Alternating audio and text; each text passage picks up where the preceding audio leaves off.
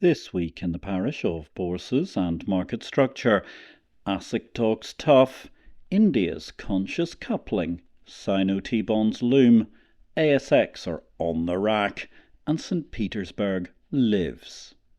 My name is Patrick L. Young. Welcome to the Bourse Business Weekly Digest. It's the Exchange Invest Weekly Podcast, episode 222.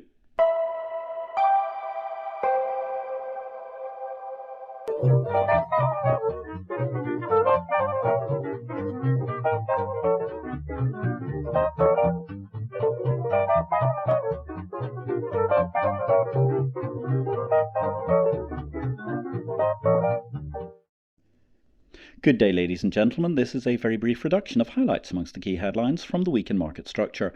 All the analysis of the many events and happenings from the past 7 days can be found in Exchange Invest's daily subscriber newsletter, the unique guide to the Bourse business sent daily to your inbox.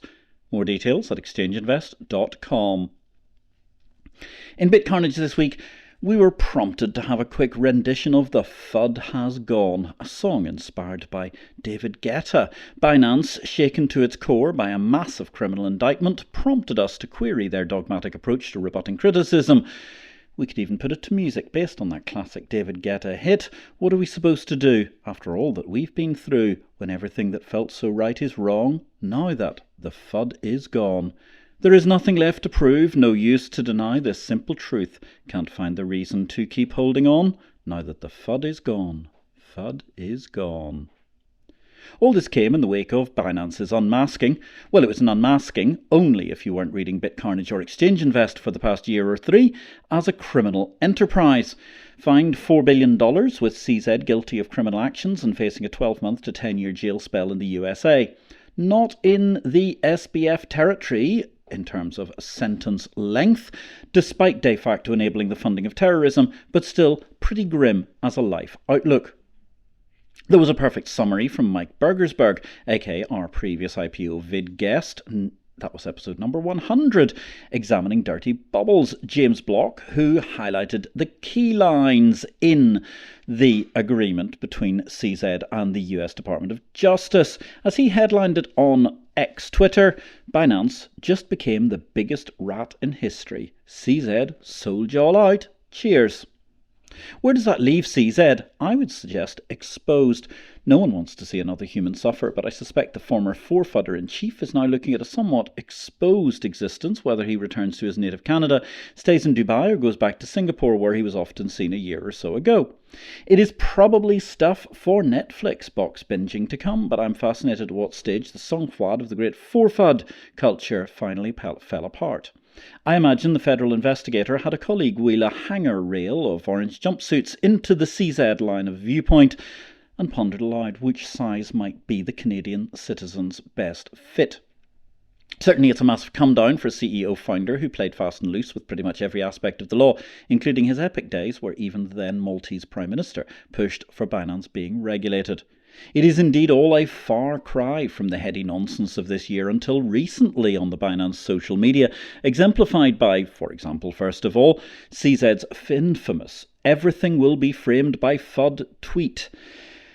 We'll try to keep 2023 simple, he said on X. Spent more time on less things. Do's and don'ts. 1, education. 2, compliance. 3, product and service. How ironic, at least 2 out of those 3 seem now.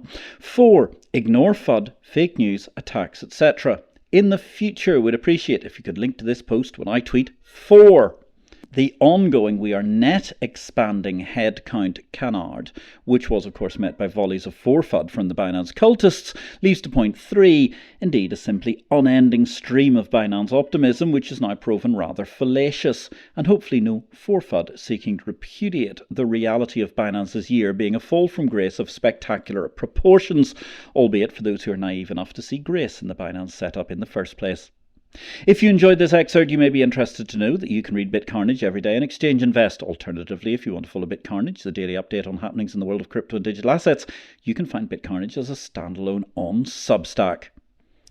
Out there in the world of legacy exchanges, the mainstream markets, well, it's not as popular a soap opera as Neighbours once was, but the ASX management debacle of incapacity to upgrade tech certainly is a telenovela without the glamour. ASIC and the RBA continue to seek to prove they have finally got the point of enforcing competence on Australia's woeful market structure monopolist. ASIC are ready to wield new power on ASX to force chess competition, AFR has said in a headline just in the past week. For the good of markets in Australia and the benefit of the parish, we are well beyond the moment where there needs to be competition down under in every aspect of the ASX monopoly, as the incumbent has failed. Let's hope ASIC actually have the backbone to do this. Meanwhile, the ASX's capacity to churn out endless, self-serving drivel, which doesn't relate to their surreal level of incompetence over the years, makes their every utterance readable only while grasping a BS bingo card to tick off the usual groupthink of the shameless careerists incapable of running an enterprise. In that respect, ASX had their report card marked and... well, ASX looks rather like a laconic wayward teen, seeking to justify their poor exam performance, all the while watching videos on TikTok and paying at best half-hearted attention to the situation around them. Over in India, IEX may have 90% of the uncoupled power exchange business, but they have only 7% of power trades on exchange as a whole. With only 7% of electricity being traded on exchange, it's perhaps obvious then as to why the Indian authorities say the markets in power will be coupled, and soon. That may be a risk for the dominant IEX, but then again, their 90% market share, being based on a mere 7% of all electricity being traded, allows for them to lose a lot of market share overall and still trade a huge amount more if more is on exchange.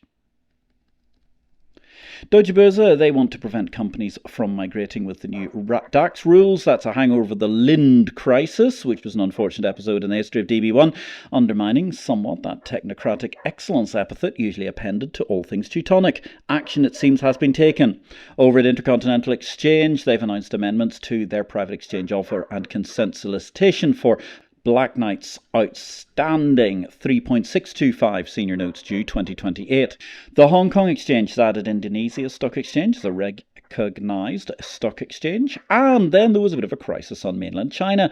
Reuters had an exclusive report. The Beijing Stock Exchange is telling major shareholders, that's those people who hold more than 5% of any company, to refrain from selling. Apparently you have to get in form filled in for permission to sell, and apparently then that permission is being withheld in the currently rather parlous state of the Chinese stock markets.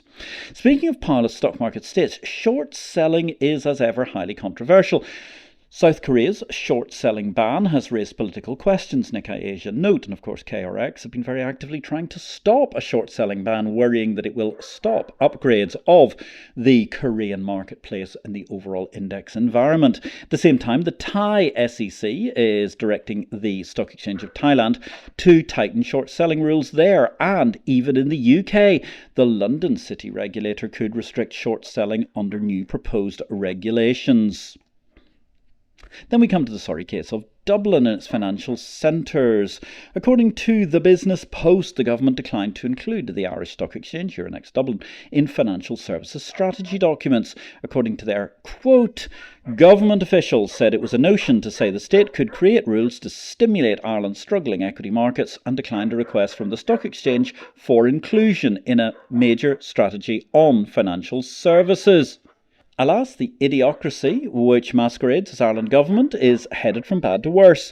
Where once an economic miracle was created, now there is only chaos and political correctness awaiting the inevitable hard-left Sinn Féin government, which won't do any good, no matter how much my puppies may be barking about the matter in the background. Although it might wash away the current ruling class and their vast inadequacy in every area, I suppose. Then again, what happens in Ireland Domestic Exchange might not matter to parent Euronext, who bought the Dublin Exchange for its vast catalogue of debt and related international asset listings, not the domestic stock exchange per se. Over in the Bahamas, the Chief Justice there is satisfied that Arawak X, the failed crowdfunding platform cum exchange, is $2.4 million insolvent. That's a pretty heady number, given the fact they never had more than $200,000 in revenue. At the same time, speaking of bankruptcy cases, there were a curious brace of cases in Russian courts, as the St. Petersburg Stock Exchange has claimed it is the innocent victim of bankruptcy proceedings. Thanks for listening to Exchange Invest Weekly. We welcome your feedback. You can contact me directly, patrick@derivativesvision.com, with any comments. Meanwhile, if you enjoyed this show, we would welcome you giving us a thumbs up Or if you have time, a positive review will always be welcome wherever you find this podcast. Meanwhile, in deals, it was a busy week for deals in the parish. All the deals were in Exchange Invest Daily, the newsletter no person can afford to be without in capital markets and market structure. For the sake of this podcast, let's look at some edited highlights. ABAX, they've continued their massive fundraising. They've now raised $30.7 million from BlackRock and Wellington to advance their futures markets, raising with gusto as they approach launch. That's very exciting times indeed. And the Philippine Stock Exchange has moved closer to merger with PDS, the bond market. They've been given permission to increase their stake by the Philippine SEC, en route to, presumably, a final takeover of the platform, which has been a negotiation ongoing for more than 11 years now. Finally, a little bit of PLY news. Valerian PLC has been restored to trading on Aquis. Unfortunately, that was marked by the fact that the previous chairman, it seems, didn't have the money he claimed he had raised, and the Gibraltar regulators required £5 million in the kitty for VLRM to complete the acquisition of the Gibraltar Stock Exchange. Net result, the Gibraltar Stock Exchange is, alas, scheduled for closure. The licence is in the process of being withdrawn, wound up, and VLRM will structure away from the regulated exchange business. That's a very disappointing result all round, including, of course, for PLY. Meanwhile, if you're trying to understand how technology is affecting life and markets, check out my latest book, 20 Years On from the Excitement of the Original FinTech Bestseller, Capital Market Revolution, Came Victory or Death, Blockchain Cryptocurrency in the FinTech World. An easy read explaining the differing and diverging roles of banks and exchanges, amongst other issues. Victory or Death is published by DV Books and is distributed by Ingram worldwide. While you're waiting for your copy of Victory or Death to arrive, check out our live stream, Tuesday 6 o'clock London time, 1 o'clock New York time. It's the IPO video live show. Catch the back episodes on LinkedIn and YouTube via IPO-VID. We had an absolutely magnificent show last week. This was with Steve Zwick and Stephen Donofrio, both on the road to the UAE, and they were giving us the view to COP28. Absolutely fascinating discussion of environmental finance all round. Speaking of fascinating views all round, our finance book of the week is John Kenneth Galbraith's The Great Crash of 1929, a classic examination of the 1929 financial collapse, with Galbraith, the economist, presently noting a sound knowledge of what happened in 1929 is the best safeguard against its recurrence. If you'd like to know more about this book, you can buy it online, The Great Crash in 1929 by John Kenneth Galbraith. Our next book of the week will be unveiled on Saturday in the Exchange Invest Weekend Edition. Don't forget, Exchange Invest Weekend Edition is absolutely free. You can sign up at exchangeinvest.com, or if you want all the news on the Börse business being sent daily to your inbox Monday through Friday, then go to exchangeinvest.com and subscribe to Exchange Invest Daily. Only $349 per annum to join the exchange of information. Product news this week. Hong Kong exchanges, they are inching towards launching Chinese treasury bond futures in Hong Kong. The Chinese yield curve traded via Hong Kong is perhaps the most exciting new product opportunity we've seen in years.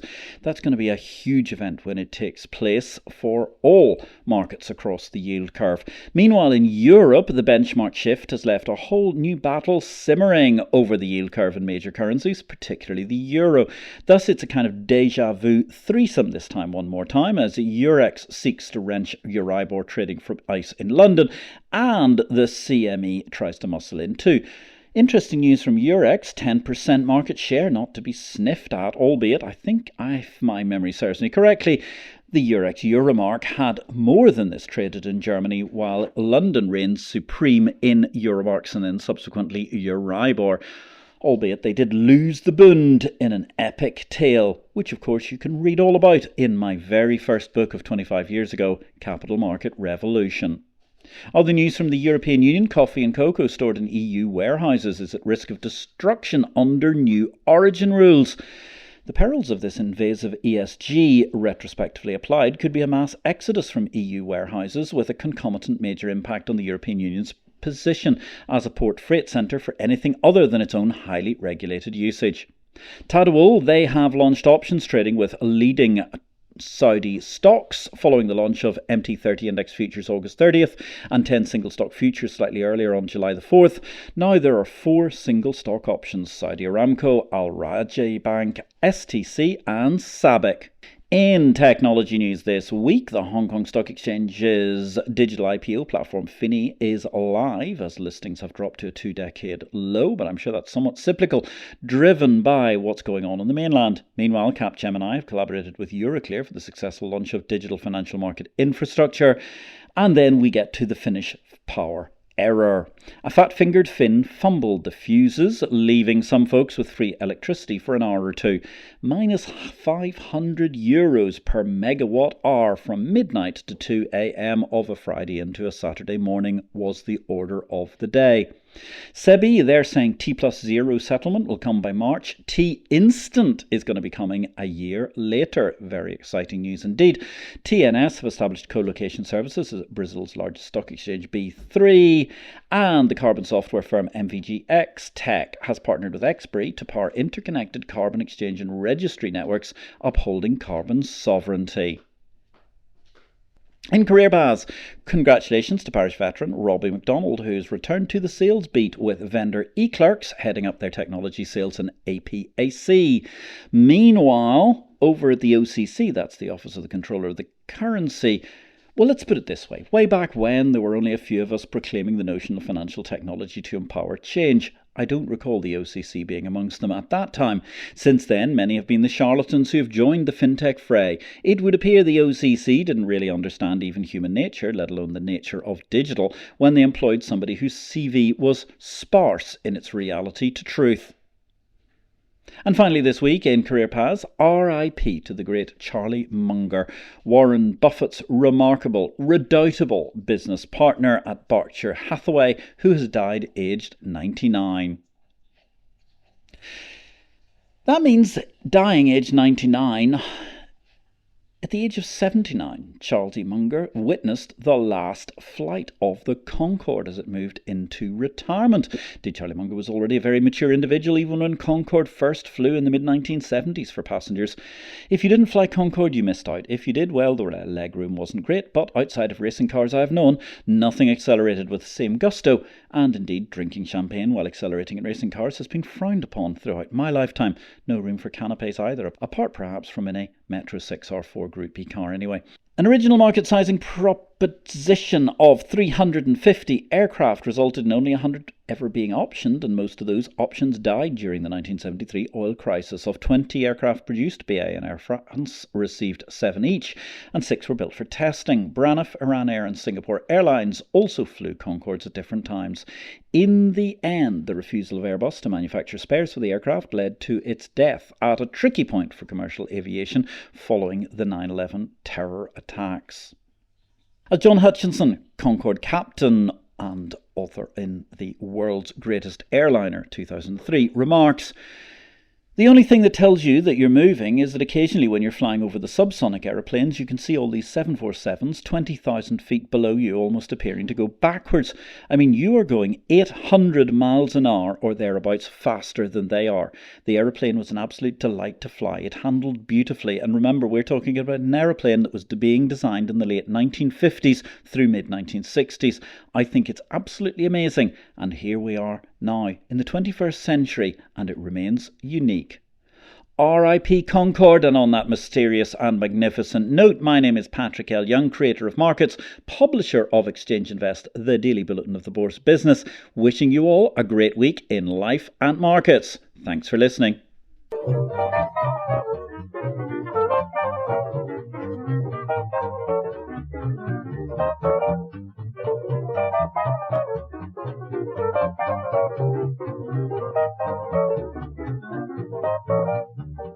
This show relates to the business of bourses. It is not to be construed as investment advice, nor are we making any investment recommendations.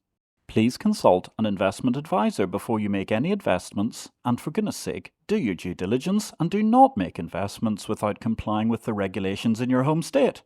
Exchange Invest cannot be held responsible for any investment decisions made as a result of our program, which is for entertainment purposes only. The material herein is copyright Patrick L. Young at the date of publication, while our music and sound effects are sourced from copyright-free sources. Thanks for listening to Exchange Invest Weekly, the exchange of information.